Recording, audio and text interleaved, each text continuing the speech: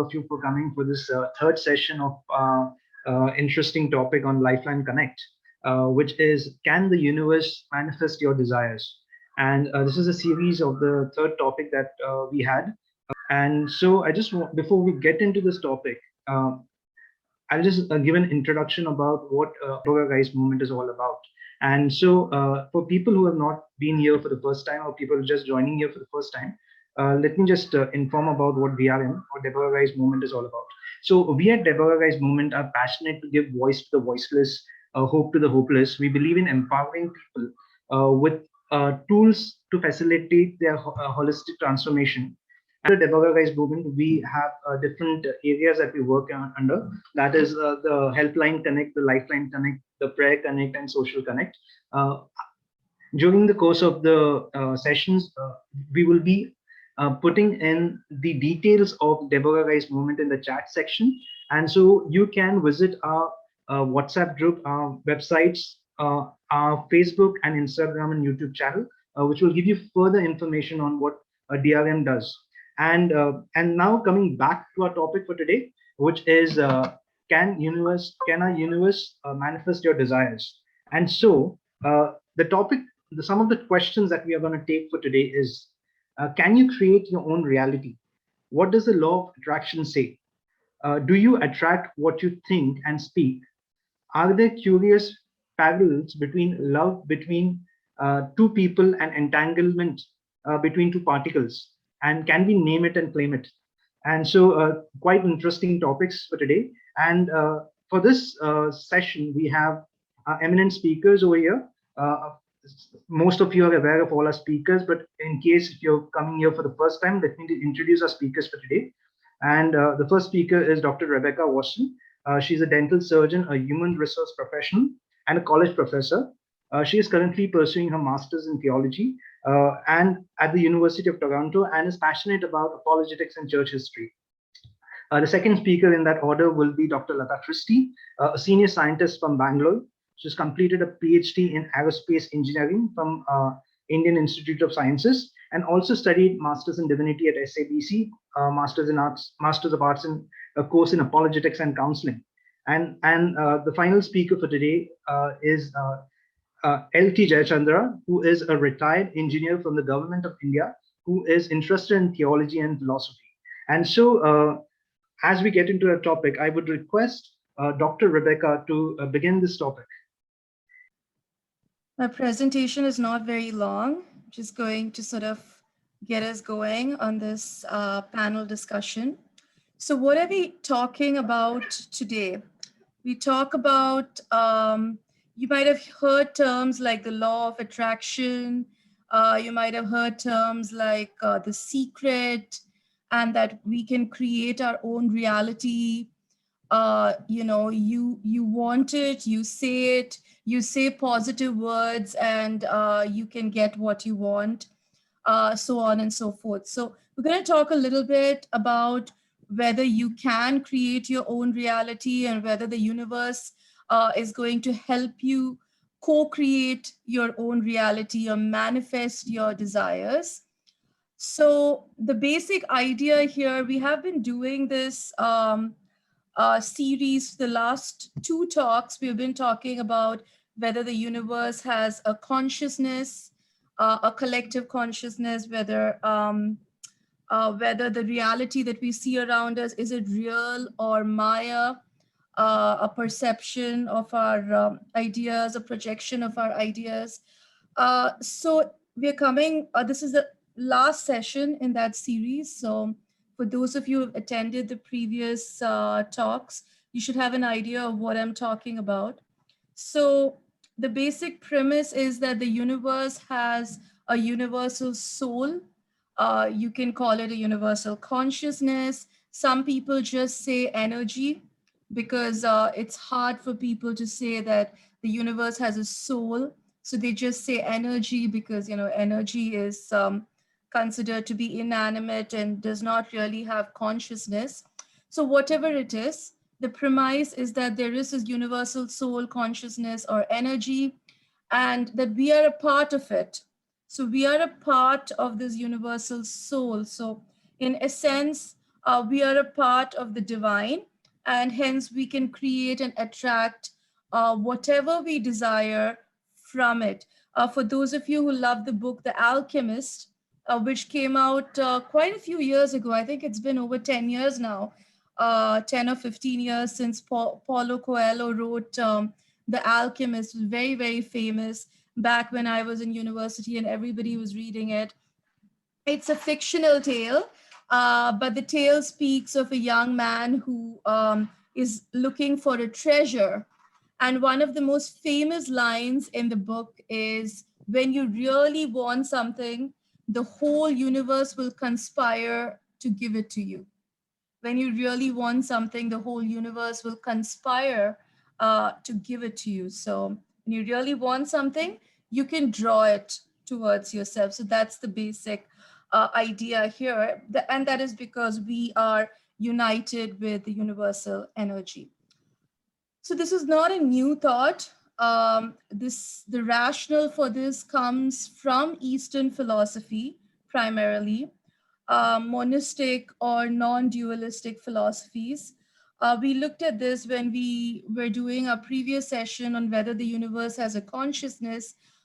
Primarily, there are two philosophies, dualism and non-dualism. Dualism posits that the creator and the created are two different entities altogether, that there is a distinction between the creator and the created. Whereas non-dualism or monistic philosophies say that there is only one reality. There is no distinction between the creator and the created. So there is no distinction between God and creation. Everything is one. In Eastern philosophies, there are many schools of thought. Possibly the most popular ones are Advaita and Visishadvaita. Advaita, of course, the most famous proponent of it was Adi Shankara, and Visishadvaita Ramanujar Acharya, who spoke on a sort of qualified monism. Advaita says that monism is absolute. There is only the divine energy, the divine soul, that is the Brahman, and everything else is Maya, right? Everything else is an illusion. Uh, Ramanujar said, on the other hand, that our lives are not illusions. We do exist, we are real, but nevertheless, our soul is one with the divine soul. There is just the one soul.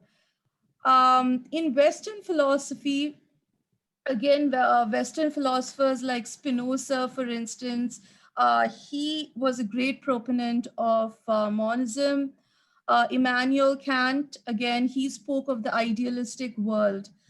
He did not use the term Maya, but he said that the world is an illusion in the sense that what we see is only a perception of our own beliefs and our own thoughts. So we are only projecting uh, our ideas onto the world, and that is what we see.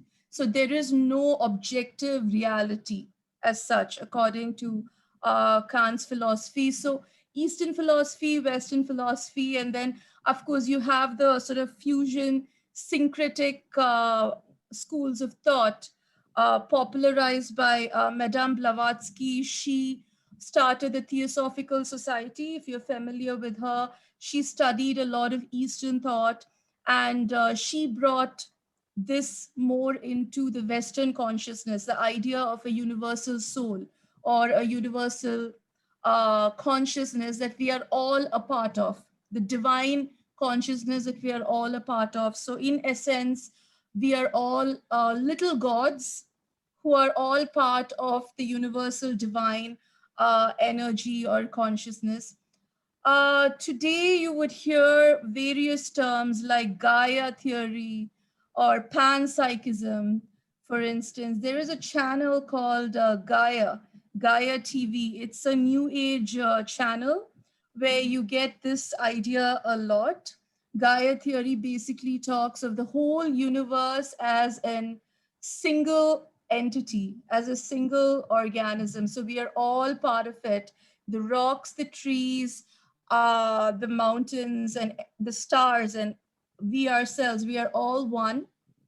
Okay. And so we are all connected together, and that's just the one universal essence.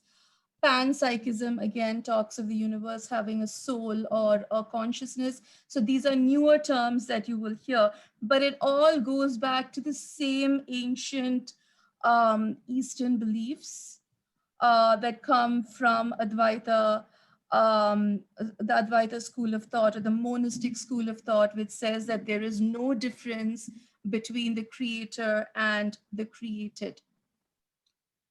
So how is this manifesting done, really? You are part of the divine. You are part of the divine energy. So what you want, you can get it from the universe. The universe has everything in it, and you can just draw it towards yourself.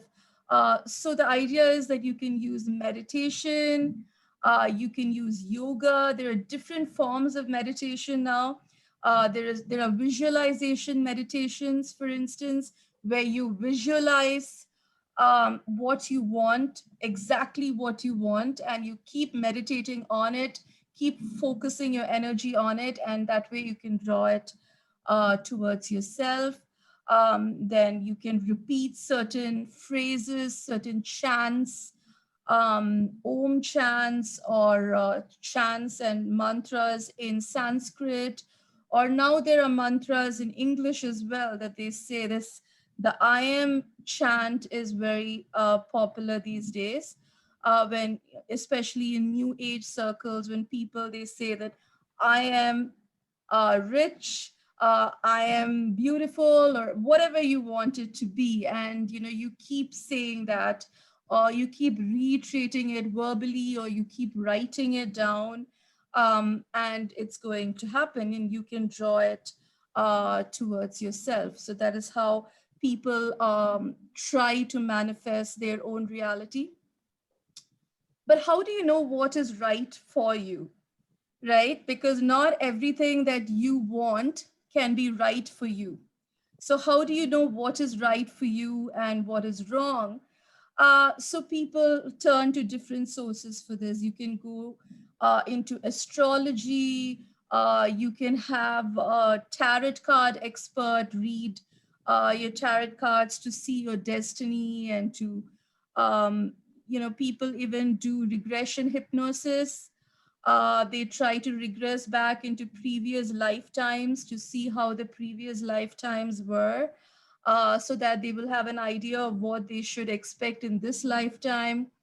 The Akashic Records is again popularized greatly by Madame Blavatsky in the Theosophical Society. The idea is that there is a great repository of records in some astral spiritual plane. And these records contain details of every single person's life, not just this life, but every life that you have ever lived, and every life that you will be living in the future. So it's like the book of life, but a little different from the Christian book of life, because this talks about all the lives that you have ever lived or will live. And you can get access to these Akashic records through meditation. And once you do, you can download information from it relevant to you, uh, about your purpose in life, about the sort of man that you would like to attract to yourself, about the sort of children that you want to have, about anything that you are curious about in your life. Now there are certain spirit guides who protect the records, is what they say. So you would have to talk to your spirit guides and get them to give you access to the records. So there are various ways in the new age wherein you can get information on what is right for you, and how you can draw that into your life, and how you can manifest that in your reality, right? In popular culture, I've already told you a little bit about The Alchemist, which is a very, very famous book. You can read it if you like. It's fiction, but I think basically it talks about the law of manifesting or the law of attraction. The Secret, of course, another very popular book. It sold millions and millions of copies worldwide. And this is the book that brought the whole idea of the law of attraction to the mainstream consciousness. And it talks about how you can attract your own reality, attract the reality that you want to yourself by constantly repeating certain phrases, writing it down, etc. You have motivational speakers like Eckhart Tolle, who uses a lot of these philosophies. You can even get Deepak Chopra, the guy who's the very famous New Age motivational speaker. All of them talk sort of at the same level. And then you have celebrities like Oprah Winfrey, who love this idea, and they propagate it as well. Now, what exactly is the problem here? This sounds harmless, but is it just harmless self-motivation? I mean, we can keep motivating ourselves. Now, if I want to, people say, psychologists say that if you keep looking at yourself in the mirror and you keep saying that, okay, I want to lose weight, you keep telling yourself that, and that would motivate you, propel you to actually get out there and work out and lose weight. So is this harmless self-motivation, or is it something more insidious? We should ask ourselves that. Okay, so some of the questions that I would just like for you to put out, just think about.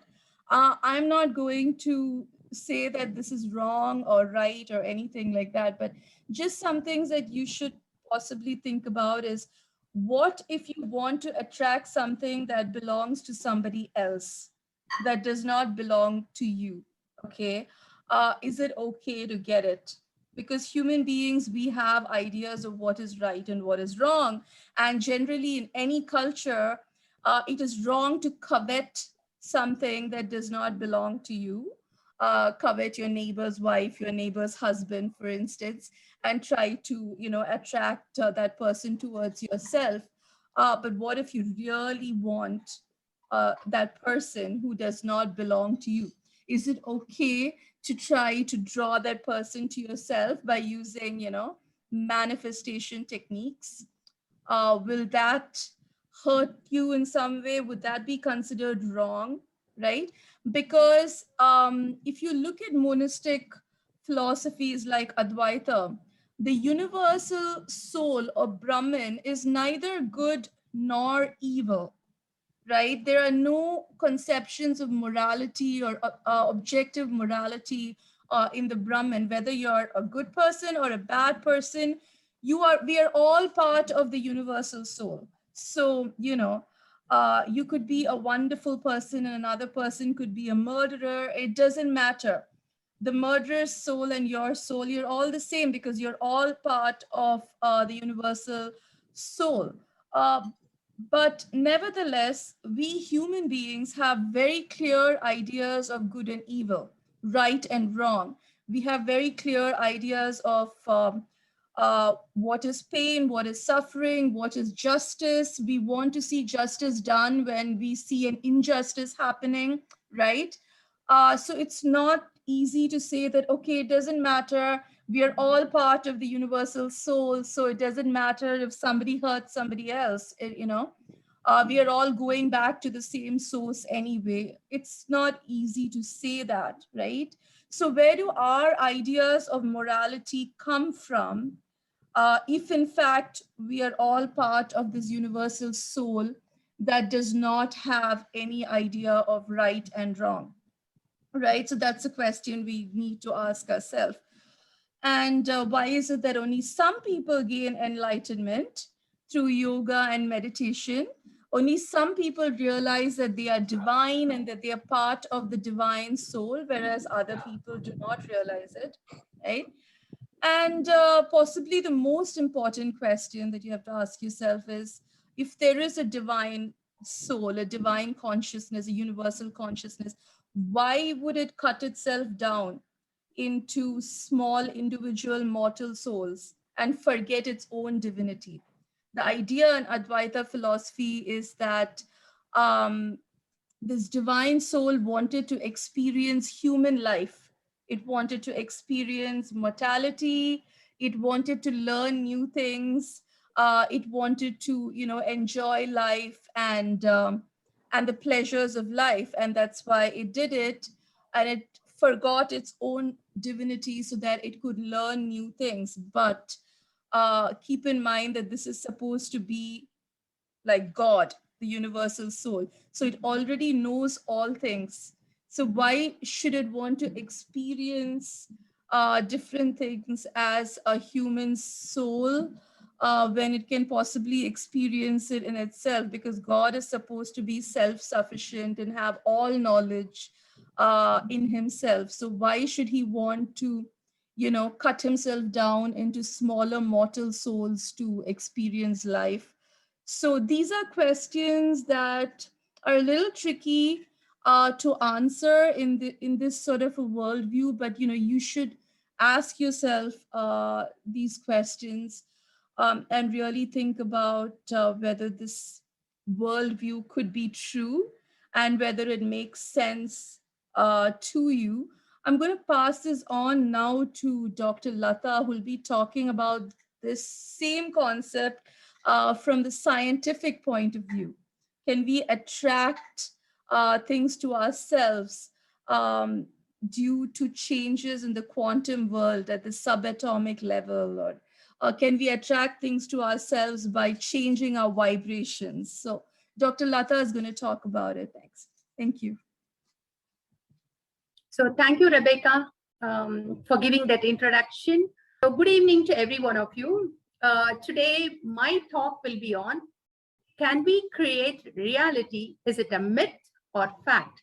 I will be dealing this question from science. I will try to make the science little easy to understand. Okay, because even I was trying to understand this concept for a long time. Many great scientists follow this concept. Roger Penrose, he said that consciousness is non-algorithmic. He said consciousness exists and it is apart from material. See, you have to understand the difference between that an electron is conscious, your shoe is conscious, your table is conscious, and everything is conscious, okay? Otherwise, the other distinction is materialism. Everything is just material. There is no consciousness at all. The third one is there is consciousness. We are made of a conscious soul plus a material body. And that one who made us should also be a conscious mind, because without a personality, nobody can make a thing with personality. Without a conscious soul, nobody can make a conscious soul, right? So that's why these are the three types of distinction. Now, can we create a reality? This sort of concepts is followed by those who believe that everything is consciousness and we are part of the quantum consciousness, and by altering the consciousness or becoming part of that consciousness, we can create reality. We can become a creator and we can alter the reality. We can alter our fate, such things. So now let us find out whether that is a myth or it is a fact based on science. Outline of my presentation would be based on these 5 concepts. What is the law of attraction? And how is this law of attraction linked to the law of vibration? And how are they both linked to quantum mechanics? Because every video you hear, you can see there is some quantum term getting involved. Quantum consciousness, quantum methods to increase your energy, quantum methods to increase your vibration. So what is this quantum mechanics all about? Are there curious parallels between love between two people and entanglement between two particles? And by altering our consciousness, our state of mind, can we create our own reality? So this is the outline of my talk. I hope I'll try to finish in the next 20 minutes. So, William Blake gave a beautiful quote. Your imagination is the single most important asset you possess. Yes, imagination is so important. And when in a child, when you make the child more imaginative, it will become a creative person at the end. So you should make the child to ask questions. That's why imagination plays a vital role. C.S. Lewis, he used imaginations and made a lot of stories and helped people to find that belief in God is rational through his stories, through his imaginative things and perspectives. He made people to believe in that. And now recently, if you see movies like Star Wars and many other movies, make people to wonder there is a force behind everything. And if you become one with the force, and if you feel the force and move with the force, you can hit the bullseye. You can get the target what you want to achieve.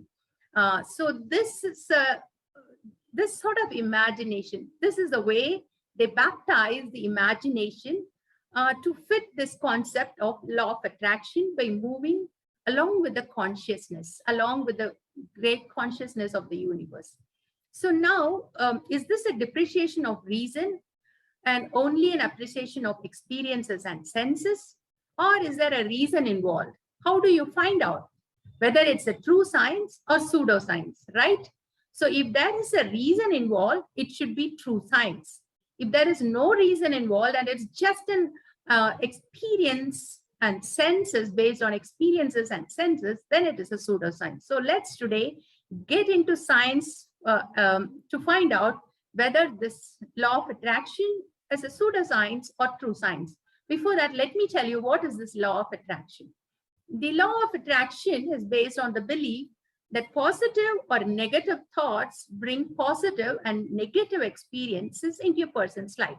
For example, I just think all the time positive, positive, positive, then I will never get negative things in my life. So this belief is based on the ideas that people and their thoughts are made from pure energy. And through a process like energy attracting energy, like energy attracting like energy, a person can improve their wealth, their health, their personal relationships. So you should always be associated with people with positive energy. You should never be associated with people with negative energy. So that is the concept. So will the universe give everything, whatever you desire by using this technique? So there are three choices. Some people sit there waiting that the universe will deliver. Some do meditations, prayer, or some levitations, or some positive affirmations, hoping that the universe will deliver. When the universe is not delivering, many think that, okay, it is not time for me for the now, because there is a divine time for the universe. So now what is my job? My job is to prepare my container. My container should be strong. So the universe is watching my container when it will become strong. So when I make my container strong, I can receive what I want. I can attract that. So the people are engaged in making their container strong using positive affirmations. So once they make it, finally they believe that the universe will smile at them and say, now is the time you will realize everything what you want. You have become divine and you're part of the reason for divine timing. So this way we elevate ourselves to a mini God. We can create reality by doing something. So the full thing is put on you, how you can get it done through this positive affirmations. So now if this positive affirmations doesn't work, what will happen to your person? So if this positive affirmation work? So now do you want to be wealthy? If you want to be wealthy, you should have that mindset. Equip yourselves with the skills to know how to make money and how to make money to manifest. So this is the term what Rebecca was speaking. Do you want to attract the love of your life? Everybody wants that. So love yourself. If you want to attract, love yourself. Be in love with yourself. You don't attract what you're not. So by chance you believe in your heart, okay, I'm not finding anyone. Then it's a negative thought. you will never get it, because negative thought reinforces negative. So what they say is, if you want to get a particular person in your life as the love of your life, you make a round circle and think that this is a particular person, and make some lines around it and put your specifications. I want such a person with such a specification. Now you try to become that specification, and you become that essence of that, and you try to walk with that person. You try to live with that person. Effectively, that person is not there, but once you start doing things based on that, you will attract that person. If somebody doesn't attract, will they not become cranky at the end of it? I'm not sure, because this is putting so much of stress on you that even 1 minute, if you think that, oh, I could not find anyone, you will feel so sad within you, right? Might be something I need to do. Might be I need to use a crystal. Might be I need to use something. So you keep doing one after the other, right? So is this right? Because that's why this philosophy is very important to find out, is it true or not? So if you want to be happy, tell to the universe, I want to be happy. I trust you can make me happy today. So and you just trust the universe. The universe is going to take care of you. So is the universe personal or impersonal? How you know that the universe is hearing you? Does it have a mind? Because unless you believe that the universe has a mind, you cannot think that the universe can take care of you. So now you think that universe has a mind, universe has a power, universe has a force, and you hit the rock bottom. You look at the universe and you trust the universe. You can manifest your dream, you can manifest your business, you can manifest your husband or wife, and you can manifest your prosperity. So now you are in a partnership with the universe. So this is the belief that you can get whatever you want. How do you do that? What are the positive affirmations? First, they say that you examine your limiting beliefs. Are they positive or destructive? Second, they say that change your inner monologue, because we keep speaking to us, right? So they say that you need to think of something positive. Change your posture. I was just looking at some of the videos. One person was jumping up and down for a long time, because he felt that by doing that, he can increase his positive vibration. The other person was chanting, and he felt that he can do by doing that his positive vibrations. So now once they get that one, they believe that the universe is smiling at them. And so now they feel that they are one with the universe. Is this their senses, or this is rational? But so there is a partial truth in this. But doing all these rituals to get that one, there is no empirical scientific evidence. So I'm going to speak about vibration. I'm going to speak about frequency. I'm going to speak about energy, because many don't know what is the fundamental behind the vibration, frequency, and energy, and they use the term just like that. So I wanted to give you the concept of this and to explain how this vibration, positive vibration and negative vibration, is a pseudoscience. Because about 99% of your body is made up of atoms, right? And these atoms are hydrogen, carbon, nitrogen, and oxygen, and all the other elements that are essential for life. So now the vibrations or movements of the atoms and molecules produces, many times in our body, we have a current, electromagnetic energy, and mostly the thermal energy as heat. So everything in our body or in the universe is in a state of vibration because of the atoms. Everything is made of atoms. If somebody has designed it, he might have used the same building blocks everywhere.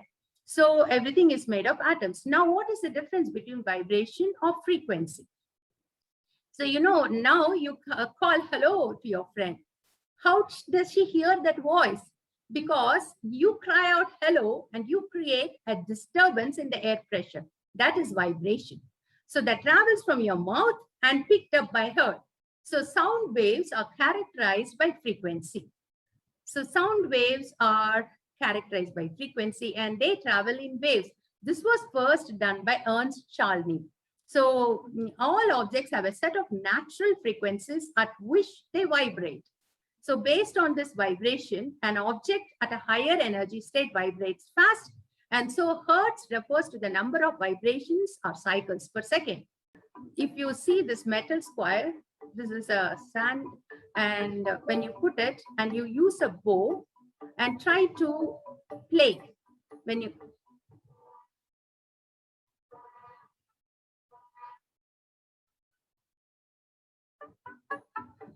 so now this sand particles moves around until they reach parts that are not vibrating. This is a different music pattern. You get a different pattern. So this is quite interesting. Moving a violin bow against a metal plate creates a different sort of vibration and different frequencies. So each vibration corresponds to different frequencies. Now let me come to the myths. So people say the most important frequency is 432 gigahertz. The brain and the earth itself work on the same frequencies. And when we are in resonance, we are in perfect balance, producing positive feeling. When the tuning of our music can resonate with the earth's tuning frequency, we can tune our consciousness to align with the positive light. So this is one myth. They believe that this 432 hertz is something important. So your music should be tuned to that 432 hertz. And you should keep yourself in balance with that. And you should resonate yourself with the earth's frequency. The another one is 7.83 hertz. This is a human resonance of earth. It's mostly linked to hypnosis, meditation, and human growth hormones because it's quite close to brain alpha frequency.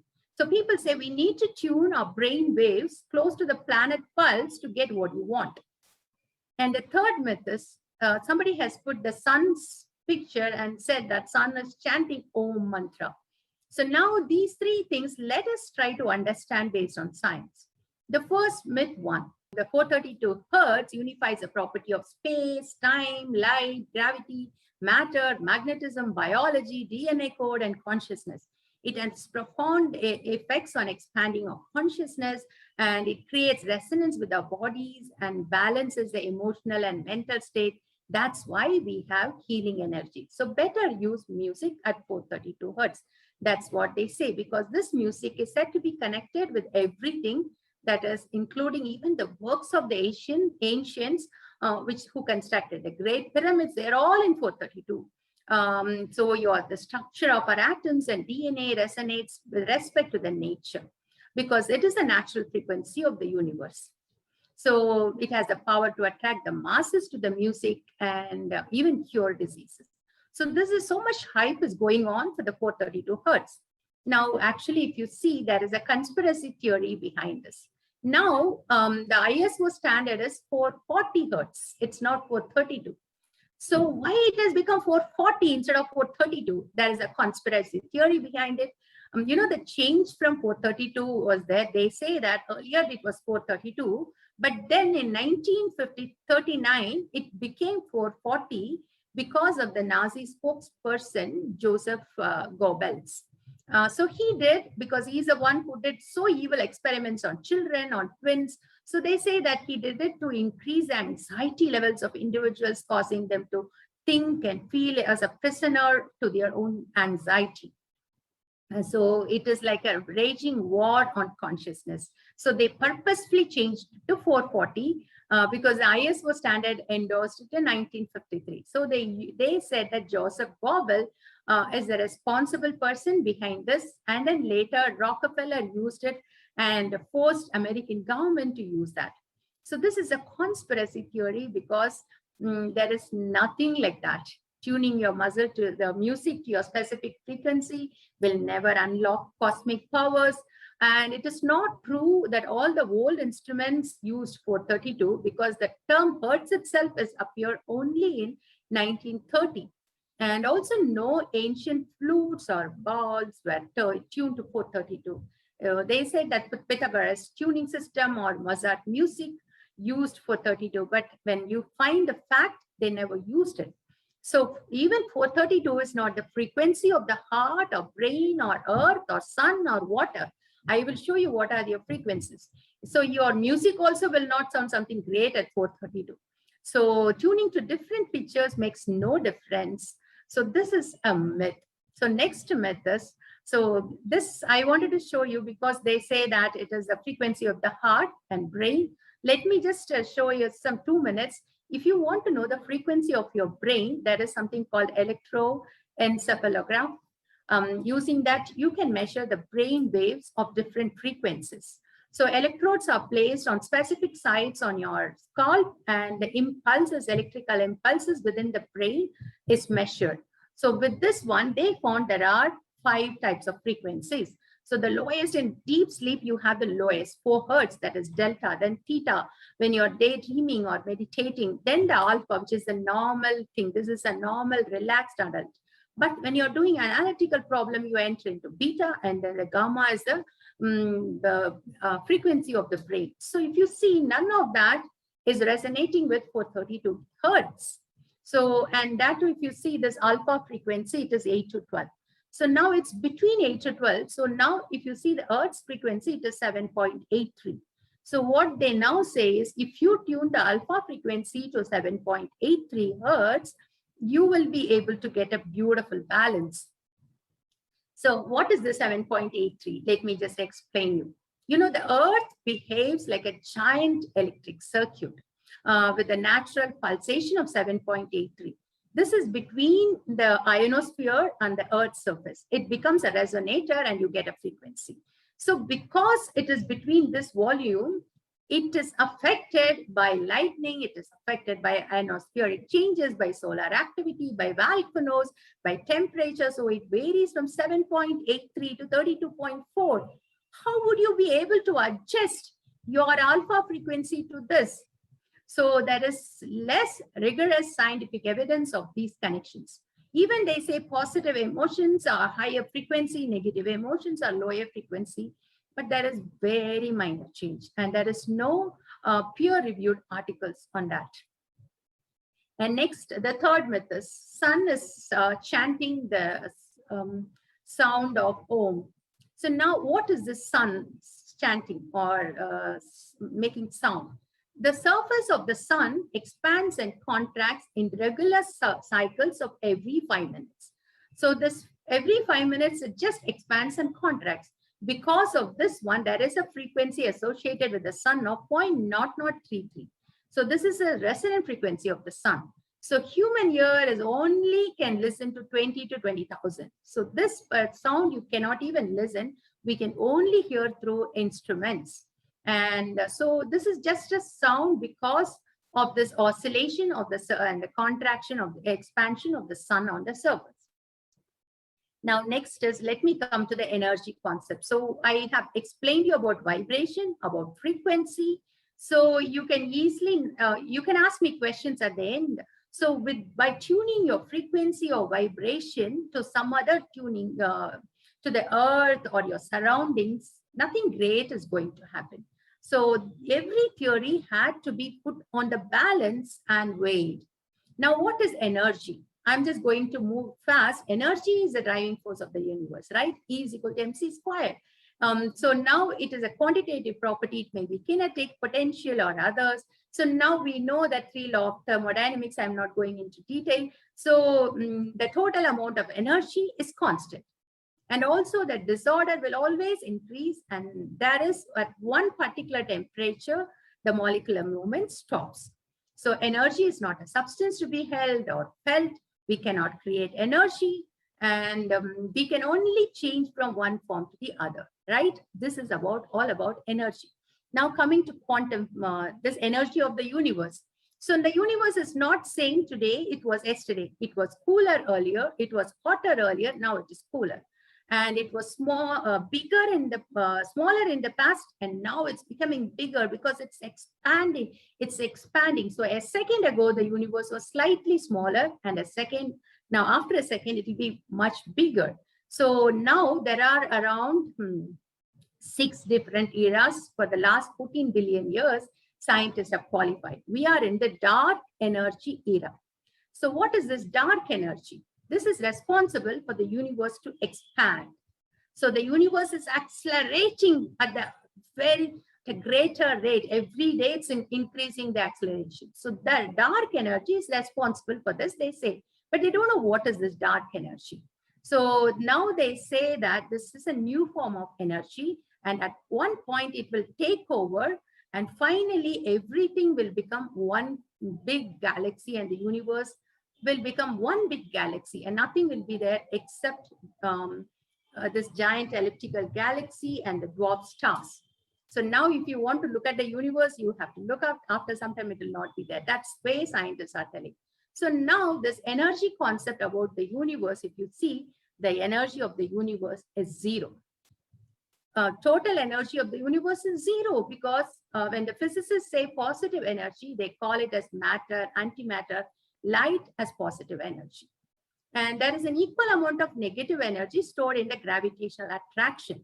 So it has to have an equal amount of negative energy to the positive energy so that it exactly cancels. So the total energy of the universe is zero. So you cannot create energy or by your own power. So energy gets transferred from potential to kinetic when you move, but that doesn't create energy. So you can never become a creator of your energies. So that is from science. Now coming to quantum mechanics. So quantum mechanics, they say it's so weird physics. Either a photon or an electron is both a wave and a particle. Now, if you take the wave nature, you end up with a quantum field theory. What is quantum field theory? Every particle in the universe is a tiny ripple of the overlying field. For example, the minutest particle is the electron, up quark and down quark.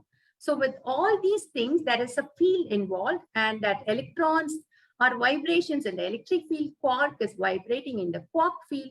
So everything is energy and everything is connected to everything through fields. So there is an overall connection. So there is a quantum connection going on. That's what it says. So string theory says this tiny vibrating strings or energy make up every particle. Now, like guitar strings produces vibrating various frequencies, each string produces various, and by that you can define particles. Now, you, human being like us, are a coalescence of energy in a field of energy which is connected to others. So this energy field is a central engine of human being. So this is not about connectedness. This is about everything God has made, someone has made, if you believe, it is based on the same building blocks. So what is string theory? String theory is just an untestable theory. It's just a theory, like a lot of other theories have been brought forth to find the beginning of the universe. And if there are so many, everywhere you see electromagnetic fields, you can never become one with the electromagnetic field, right? So everywhere there is a field, you can never become one with a field. You are a distinct entity. You have a personality. You can never become one with the energy or one with the electromagnetic field. So now coming to the quantum consciousness. What is this consciousness? They believe that through quantum consciousness, you can achieve a mega consciousness and you can get whatever you want. So in quantum mechanics, before observations, everything will look in a superposition state. I have explained in the last talk of mine, using the double slit experiment, that once you observe, a particle takes its place. Before you observe, it can be in a multiple state. But once you observe, a particle takes its state. So people believe that unless I observe, universe doesn't exist. But there is a quantum place that's a subatomic and also a bigger particles, that is the big world outside that you see. So it's not only the small world. So you need both the things. It cannot become everything. So this is what happens only in the subatomic range. So now coming to quantum entanglement, to answer my final question, is love between two people and entangled between two particles are the same. So this entanglement, imagine you get a dice. No matter how you toss them, they finally count up to 7. Whatever you do. So for example, when you toss one of the dice, you would have no idea, right? Till it falls down. Once it falls down, for example, it takes 5, automatically you know the other one will take 2. So now if one becomes 4, the other one will become 3. So you are shocked. That is the way if you get a set of dice, DIC here. So you call it them as entangled one. Now you could take one of the dice by a friend to China, the other friend to India, and now you roll your dice. The one becomes 5, the other even there it becomes 2. So what do you feel? That is the entanglement. Last time I spoke in detail, so I'm not going to speak in detail. If you see this one, two entangled particles. Now, if one particle, till you measure, both of them, it is in the every state. But this measurement angle, you can see this is in the up direction. This person is spinning down. The same measurement direction, the other person is spinning down, one up and the other down. So you can see no matter whatever you do, the spinning will always turn the other side, even how much ever you move the other one.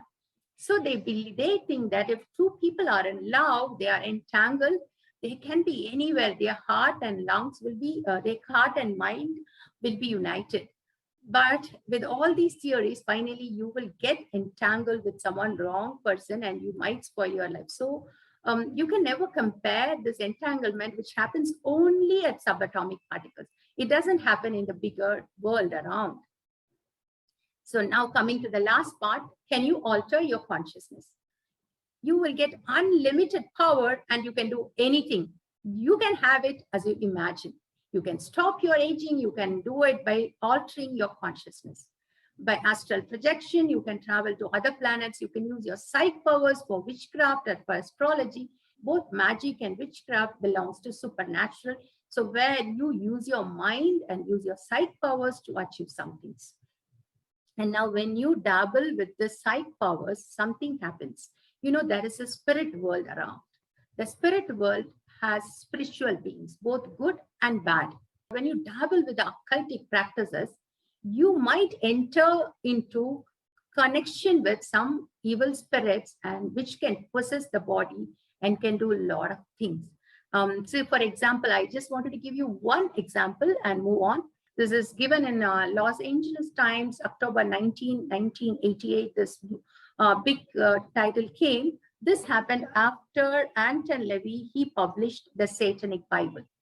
The rise of Satanism was due in the 1971 publication. And at that time, Anton LaVey published the Satanic Bible. So the Exorcist movie and that book, everything came. And in that time, in 1988, 4 teenagers, they had the rush. They always felt inside them telling something to kill something and get the joy out of it. So they killed a kitten, and suddenly one boy called Jim, he heard a voice within him, do it now, do it now. And the other person took his bat and killed one of them. Tim, they killed. So when the police arrested them, they admitted in an unemotional manner. They had killed Tim and they tied his body to a boulder and put him in a will. The newspaper report continues to tell that they perpetrated the crime because out of curiosity and partly because they wanted to sense the emotions of killing someone. One of the boys told there was a strange voice within them telling, watch out, kill someone, kill someone. They were practicing all these rituals. So when you go beyond this, normal ritual of affirmations might not be anything wrong. But when you dabble with occult, when you get into something beyond your senses and you leave your body and get your mind, your psyche, try to alter your psyche, you can enter into this evil spiritual world. So you need to be very careful. And this is one danger behind it. The other danger is, even if it is a good ritual and you don't get it, you have worked hard for it. And so what will happen? The third danger is that you become the master of your soul and you become hard-hearted. You know, there is a poem called Invictus. It is called Unconquerable Soul. The meaning in Latin is unconquerable. So he writes here, out of the night that covers me black as the pit from pole to pole, I thank whatever gods may be for my unconquerable soul. In the fell clutch of circumstances, I have not winced nor cried aloud under the bludgeoning of choice. My head is bloody but unbowed. Beyond this place of wrath and tears looms but the horror of shade. And yet the menace of the years finds and shall find me unafraid. It matters not how straight the gate, how charged with punishments the scroll. I am the master of my fate. I am the captain of my soul.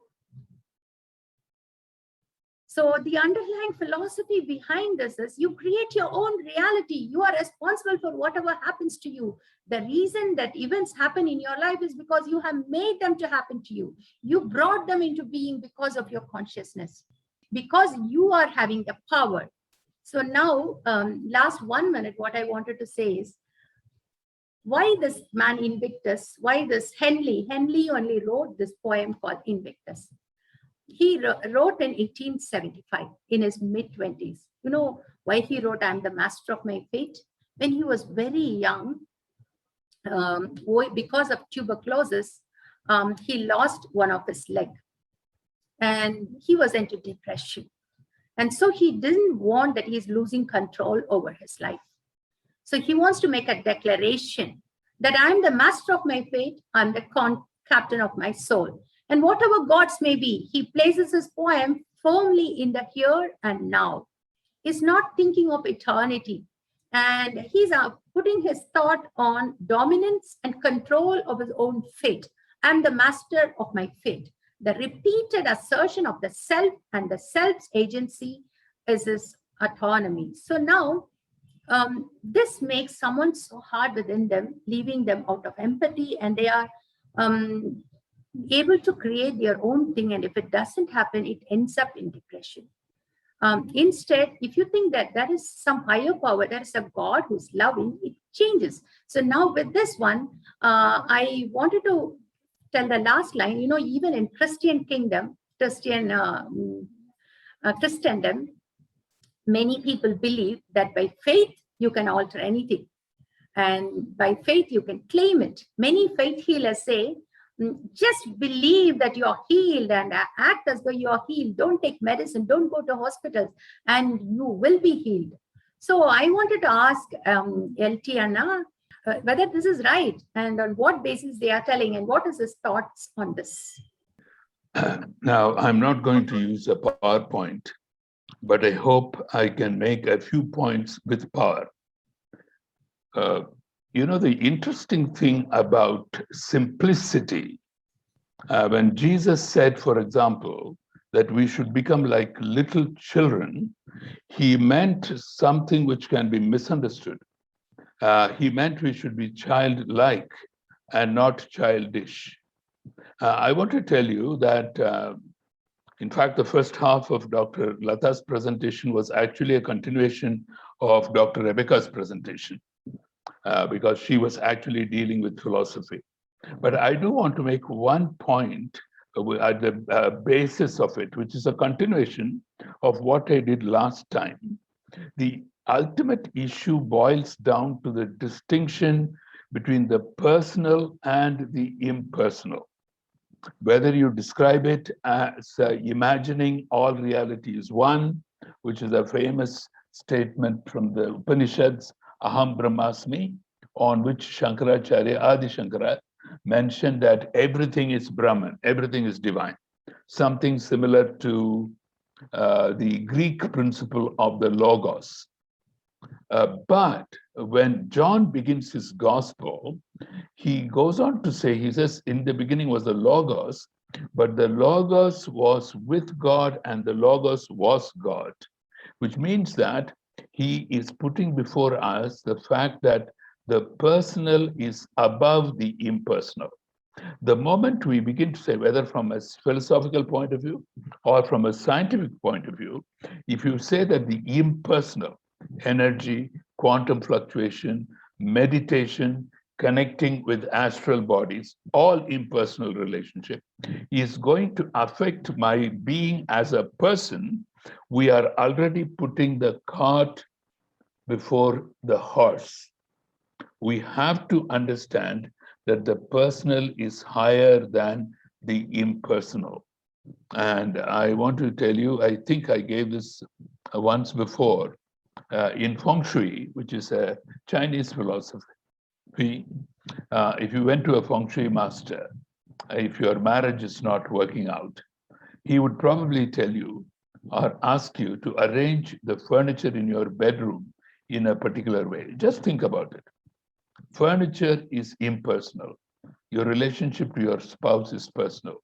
Which is higher, If the arrangement of furniture is going to influence positively my relationship with my wife, then I am getting something wrong at a fundamental level.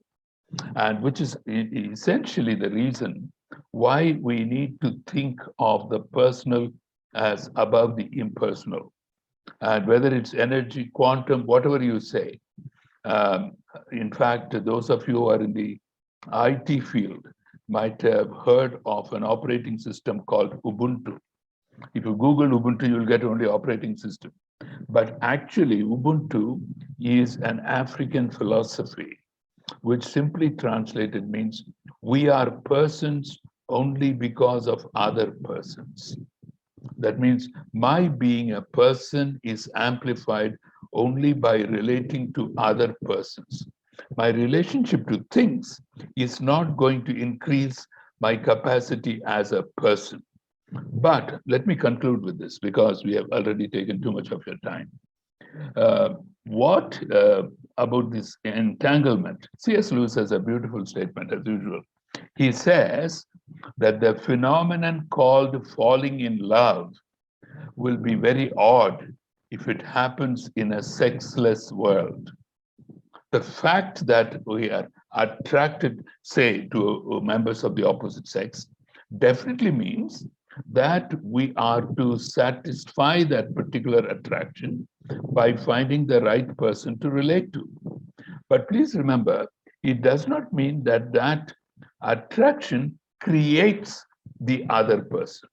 It is only an emphasis that there are people. For example, our desire for truth means that does not mean that we'll always get truth. It means we are tuned to look for truth. Our desire for justice exactly means that. Our desire for beauty.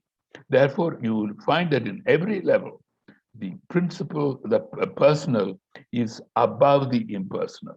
The moment we put the impersonal as above the personal, we are already beginning to move in the wrong direction. I will not go into the whole idea of spiritual evil. That is a totally separate topic which needs to be dealt with in a separate session. Over to you, Sherry. Thank you, LT Uncle, Lata ma'am, and Rebecca. Now we'll be going to the Q&A session.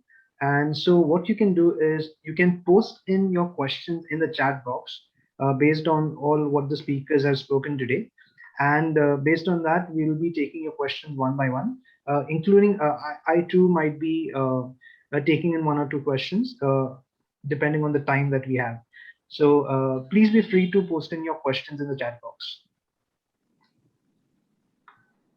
There is one question already, Sherry, from Justin. Let me read it out to you, then you can decide who should answer.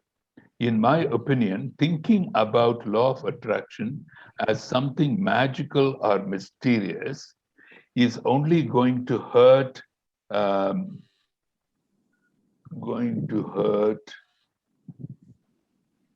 relationships. We have to learn to accept the differences, and if there are differences that you cannot live with, then any attraction you felt does not matter, irrespective of the strength of that attraction. I'm not sure whether speakers would agree with that. So any comments from any of us? I think it's a good question.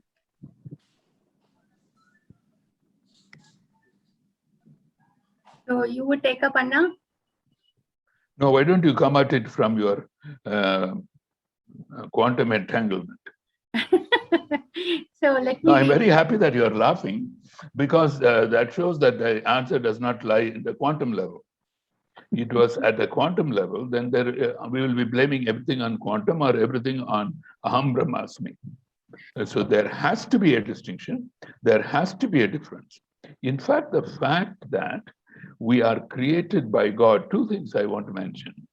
First of all, we are made in the image of God. And I think Dr. Lata brought it out very clearly. She said that imagination comes out of our being made in the image of God. The problem is that because we are in a state of rebellion and disobedience to God, imagination can lead us to two opposite ways. One, to positive imagination. That means when I look at something, I begin to appreciate it. And the other is a negative imagination. I cannot see anything positive. In fact, I had a colleague in the government, Mr. Santosh Kumar Agarwal. We had a joke about him. He was such a pessimist that I used to say that Mr. Agarwal cannot even see anything positive in a plus sign. I don't know whether you have come across such pessimists.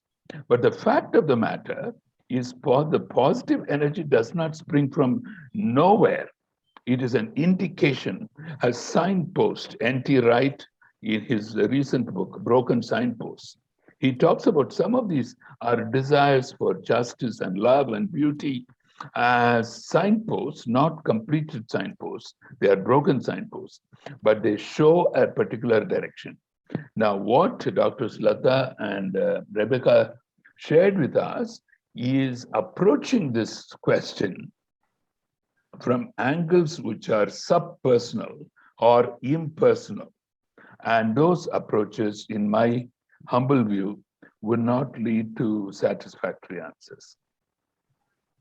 So my answer for that is whatever he has written, that thinking about law of attraction is something magical or mysterious is only going to hurt relationships. There is no person in this world that you're going to agree with on every point. So what about if you have only attraction and there are a lot of differences you cannot even live with? So yes, that's what he says. That is true. But this law of attraction is to get a person, not after getting a person. Once you get a person, the attraction sometimes fades off, right? Because of their character. So I think that he wants to mean that. So many times through law of attraction, you try to attract a person and get him for you without knowing he's an abuser or without knowing he's a murderer, just because you are entangled with that person. And many times these codependent people will get entangled with narcissistic people. That is the normal route. If you see, codependency and narcissism goes together. So any people who are just longing for relationships, they'll end up with a narcissistic. So many times this law of attraction, to use that and get a husband or a wife, they'll end up in disaster. So I agree with him. May I make a point about anti-aging? In fact, I was speaking to a young couple. They're not yet married. Both are medical students. They hope to get married. And I told them that one of the ways I have, when people ask me, how are you so young? I said, it is because of the younger generation. They keep asking me questions. They keep picking my brain. And I have decided not to stop learning. People who think they have arrived are the ones who age. People who know that they are works in progress are those who will never age. Because once you stop learning, you start fossilizing, and fossils are meant for the museum. There are two questions that have been posted. One is by Peter. Where do intuition, instinctive behavior, sixth sense fit in? ESP, and are they in the realm of the supernatural and therefore evil? That's one question. So where do you see, like, things like sixth sense, ESP, extrasensory perception, the intuition? Sometimes we have an idea that something will be wrong. There's no reason as such, but it's like a feeling as such. So where does it fall under the realm of the supernatural or the natural, and therefore is it evil when all those things take place? So who is taking? Anna is taking? I can answer that. Okay. I would not say that ESP and intuition and all is necessarily evil. I mean, it's just, intuition or a gut feeling, what you call it as a gut feeling. It just comes from your unconscious and your subconscious parts of your consciousness. There are many theories for it. genetic memory, for instance, because we have all come from the same ancestors, and human beings have got certain memories in our genes of how our ancestors survived in certain situations. So those survival mechanisms that have been built into our genes, they will help us in dangerous situations today as well. So in essence, the experience of our ancestors could be coming to us through our genetic makeup, and also from things that you have read or watched on TV or heard from someone. They will be there in your subconscious and unconscious aspects of your psyche, and that comes to you in the form of intuition or gut feeling. Extrasensory perception um, is not really proven by peer-reviewed journals and stuff. It's considered as a pseudoscience by mainstream scientists, but paranormal experts do say that some people have ESP and that they can see spirits and converse with the spirits and all that. I mean, if it is something that you have naturally, um, I've heard that some people have it naturally from birth. Obviously, that would not be a sin, but if you are actually going into occult activities, invoking spirits, etc., to gain powers to do this, then that is going to be dangerous. So thank you, Rebecca. That's a very good answer. So intuition, I feel, exists in all of us, whether we acknowledge it or not.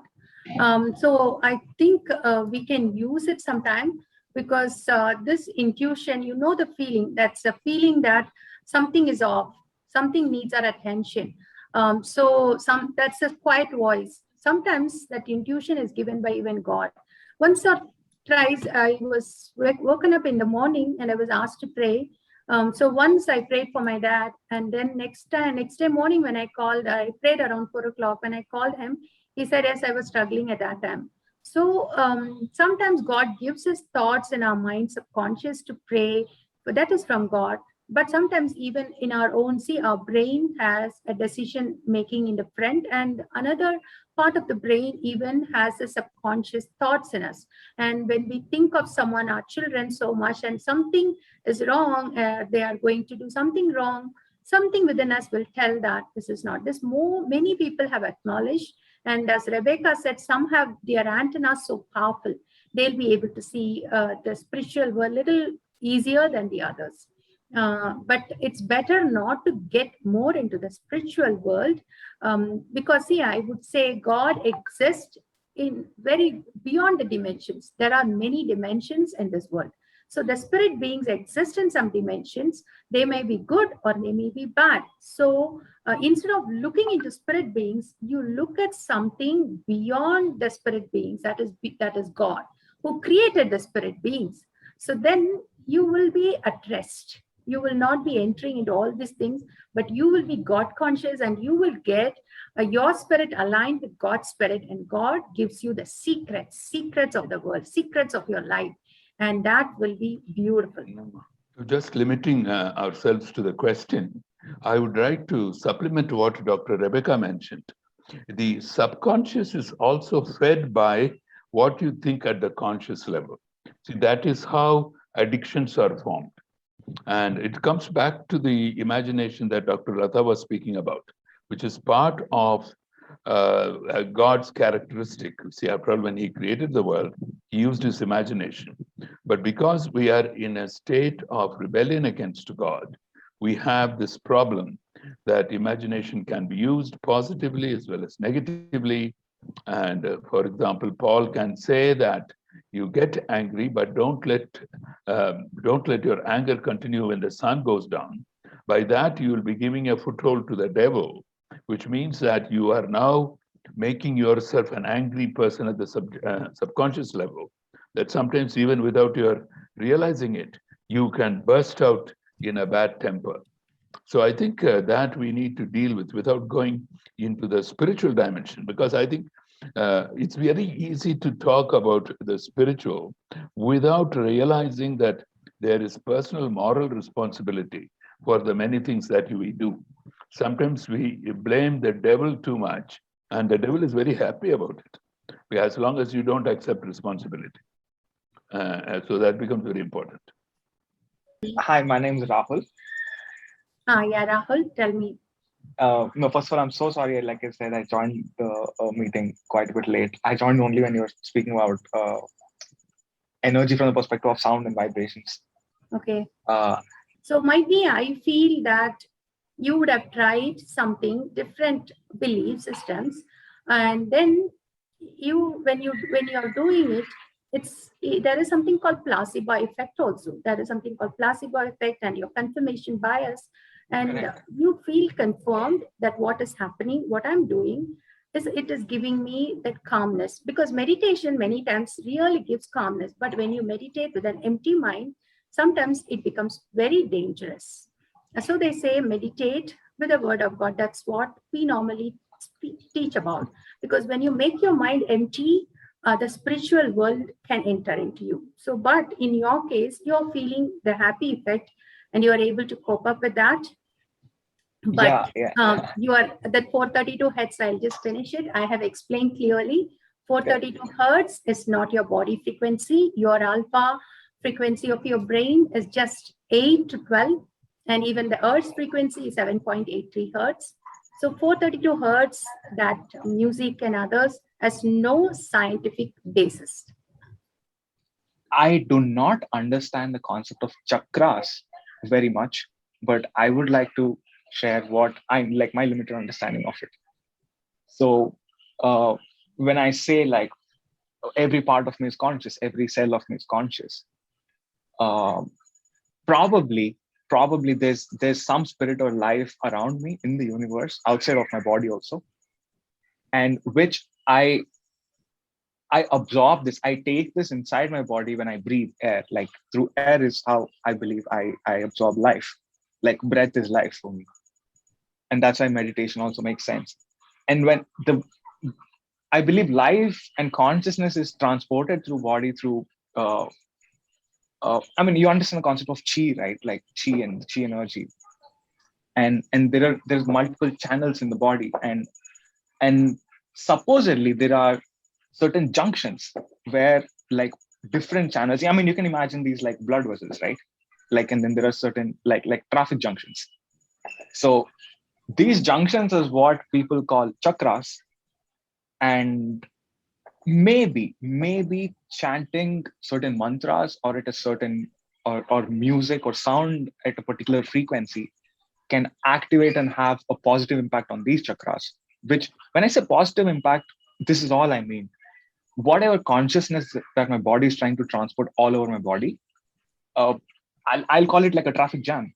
Maybe something happened, maybe something went wrong in these channels and it's not being transported properly.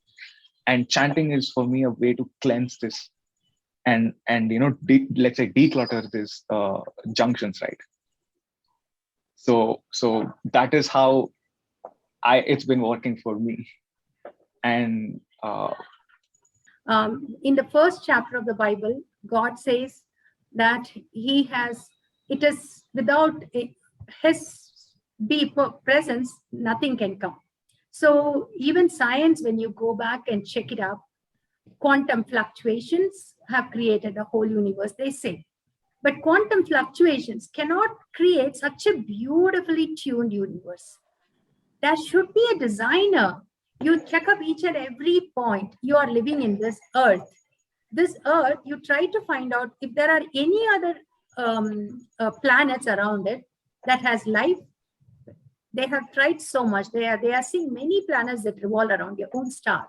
Till now, they have not found one planet. It's called as exoplanet that has life. Till now. Why? Because there are so many protection, layer after layer has been done for this earth so that life can exist. And the first life, how it started, and from non-life to life, that is chemistry becoming biology, no scientist can tell. So everything came automatically on its own. The universe creating itself on its own is really a blunder, I would say, because No one can answer that. Somebody beyond time, space, and matter need to be there. And he had to bring in life. And the first chapter of the Bible does not say in 6 days God created. It is the number of days. It can be 6 days of revelation. So it can be any billions of years. God, but it clearly says there is a God beyond time, space, and matter.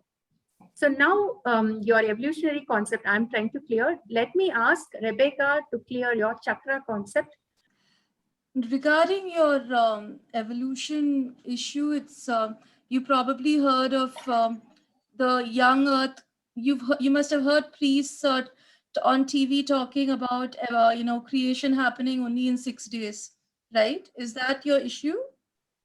No, I mean part of the issue, but fundamentally, I mean, it's rare for me to have come across people who can even accept that. Okay, yeah, like 6 days can be any number of any certain hundreds of thousands of years. But many theologians they don't go for that 6-day thing.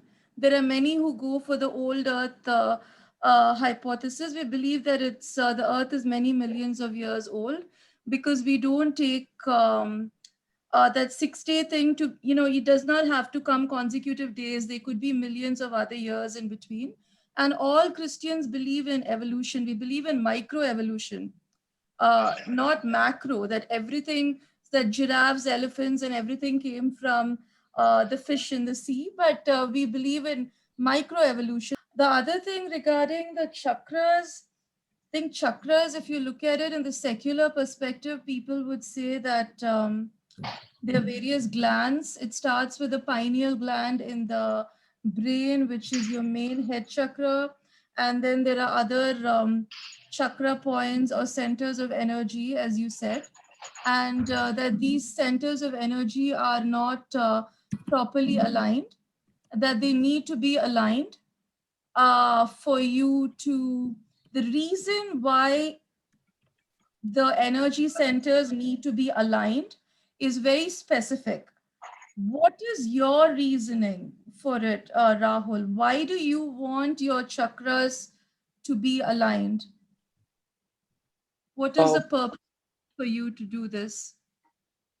Very simple, right? For me to like these days, I practice meditation for mainly to deal with my stress and decision making. I don't want to be like I know and I've seen and I've been subject to it how stress can lead me to make wrong decisions or inhibit me from taking the right decisions, if I can say that. So to be in that state of mind where I say, okay, whatever is happening to me, I need to. So let's say like emotions, right? Any of these emotions, like chemically, like biologically speaking, they cannot like the actual sadness when you're sad, right? Like the biological reaction does not last for more than 90 seconds. Like whatever hormones are making you sad, they don't last for more than 90 seconds. That's how long the reaction in your brain happens. But I tend to stay longer. I tend to stay sad and I dwell in that sadness. And for me to realize it, for me to be in a state where I can say, okay, now that's an entity that's outside of me that's making me sad, and I need to be kind of immune to it and to deal with it. So basically, to put myself in that state of mind is why I practice aligning my chakras. And yes, I very well understand it can go wrong, and it's gone wrong for a lot of people. You also manifested a lot of negative energy or evil energy where you tend to lose control of what's happening to you. With that in mind, I tend to practice this very carefully. Well, if you are sad, let me finish here, Akka. Well, if you're sad and you're sad for longer periods of time that other people, it's possible, maybe I'm not a trained psychiatrist, but maybe it's possible that you are clinically depressed if you're all the time, if you're sad. So, you would need to get yourself evaluated by a professional. Regarding these energy centers getting aligned and that helping you out of depression or sadness, there's really no scientific evidence for it. The reason why it is practiced in Eastern philosophies is there's a very specific reason for the serpent energy that is coiled at the base of your spine, which is called the Kundalini energy, which is a feminine goddess energy. Once your energy centers are aligned, then the goddess energy can uncoil from the base of your spine, travel upwards, and it can fuse with your Shiva consciousness or your God consciousness, which is in your brain. And when that happens, your third eye is opened, you are enlightened, and you realize that you are connected with the divine. You realize that you are, in fact, God. So that is the reason why they do this in Eastern philosophy. It's a very specific spiritual reason. It's a spiritual, mystical reason. It's got nothing to do with curing depression and all of that. I mean, if you're depressed, you need to go see a psychiatrist. It's due to neurohormones in your brain. You need to take the medication to improve your hormones and all of that. Okay, this can possibly make you feel better due to some sort of a placebo effect of short term, but long term clinical depression has to be treated properly, by medical practitioners. Now, regarding the chanting, depending on what you chant, I don't know what you chant. What do you chant? Just out of curiosity, is it like I Sanskrit slokas? yeah, Sanskrit slokas. Sanskrit slokas Yeah, so mostly. each one, uh, if you say Om Namah Shiva or whatever it is, it's an invocation to Correct. a particular deity or particular spiritual being, right? So you're Yeah. invoking it, and that is going to help you feel better. So whether I'm not going to tell you whether it's right or wrong. I would not do it because I'm a Christian. Uh, Correct. Really depends on you, but these are due to spiritual entities are out there. And energy, when you say energy, it sounds very um, you know it can be heat energy, light energy. It's very Energy does abstract. not have consciousness, right? Yeah. Yeah. Consciousness is the ability to think, reason. Energy itself, heat and light, does not really have consciousness. Oh, and it's not alive.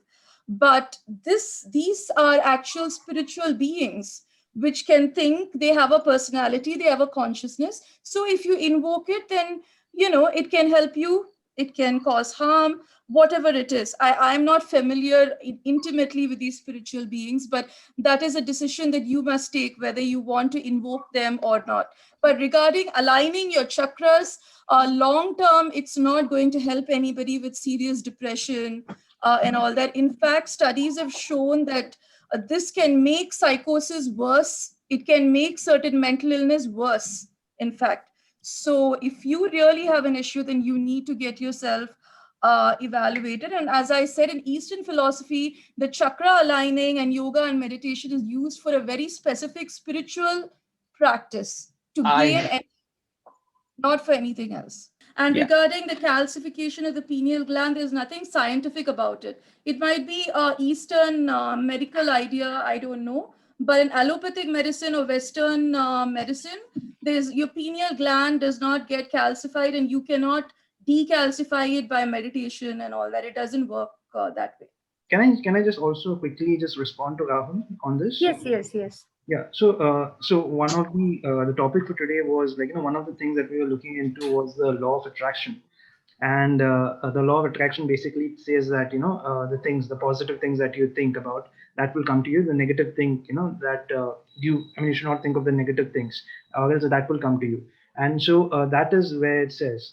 And one of the response to the law of attraction, why I consider it to be false, is because and why law of attraction seems to work in certain cases, is something called as a confirmation bias. And so, like, our minds, basically we cannot focus on 10 different things at once, at one time, especially the male brain. Like, it has this idea of focusing on, like, one thing. Like, females are blessed with that. They can do that. So on the other side, what happens in confirmation bias is that, for example, you are making certain focusing on certain areas. Like, this is a thing that I'm looking into. Like, I'm looking out for a computer. I'm looking out for, let's say you want to buy a computer. I'm looking out for a computer and I need it. And you have that in your mind, right? And on the other hand, if you're a person, you wish you had a computer, but you don't have that. You're not put anything down on record to remind you of that. So a lot of things in the world, external things and internal things, will keep you away from the goal. So this is basically something called as goal setting that we are doing in a pragmatic sense. And so, like, in a way, like, you put things down on paper, it reminds you, or if you keep repeating certain things, what do you have to do? For example, even this meeting, it's not possible by the law of attraction. It's just possible because we decided that on a particular day we're going to have this meeting, and so the confirmation. Now, based on this, of course, there are things that can happen. Like, in case, like, just few months back, I had this desire to have a Bible, right? Have a Bible in my hand. I had lost my Bible. I wanted a Bible, a good Bible, and so I wanted an NKJV Bible, and I wanted, like, there are two options I had: either to purchase it or get it free. And so my mind thought, like, why should I pay when I looked online? So I should get it for free. So I was searching, like, who can give me a free Bible, and I got in touch with somebody. I thought this person will give me the Bible. And of course I contacted him, and of course when I got in touch with them, I got the Bible that was needed, the NKJV Bible, and the full Bible that I wanted. So they said this was the only copy that I had. Now again, this was, I would say, like, something that I had put my mind into. I could have chosen to get a Bible by this way or by that way, right? So the law of confirmation, the confirmation bias is something that if you feel in your worldview that this is a thing that works, right? You feel that you look into selective evidence that works on that, right? And I had friends in college who used to say, like, if you smoke, that it helps you in like having a good concentration. And so, like, I believed that myth for some time, and it did pragmatically, it was helping. So, but just because you believe something pragmatically, means that is practically it works, doesn't mean it's true to a certain extent, right? Because the long-term effects of all those things, our mind neglects those evidence, right? We do selective evidence. So again, so this is like one of the reason why the confirmation bias seems to work. From a naturalistic point of view, somebody who's an atheistic point of view, he would say our subconscious mind has this idea of uh, finding certain things which are already deposited and to find the best way. And of course, the anybody who believes in a supernatural worldview, he will say probably because because of God or because of anything supernatural in that sense. So again, like, it doesn't mean that I mean, if this is the only sufficient evidence that something works, because I'll give to you something that since you said chanting work. Actually, Sherry, we can go to the next question because already it has become 8:53. Right. So, yeah. Yeah, I'm sorry to take extra time, but just one. Can I just put one point in there? Just wanted to add one more thing. Music does affect our brains. It is as a leisure thing, and so for me, like, music helps me. Even when I was a Christian or not a Christian, it did help me. Of course, my song changed. I mean, the choice of songs, but it did help. It does help. So you can find the same thing what you're talking about in chanting, in music, right? And it would give you the same, I would say, the mental peace, depending on the kind of music that you select. It has nothing to do with belief systems. It is, of course, this is pragmatic, but it doesn't mean that, just because one spot is right, doesn't mean the entire theory attached to it is right. And so that is the point that I wanted to. Thank you so much. Let's finish.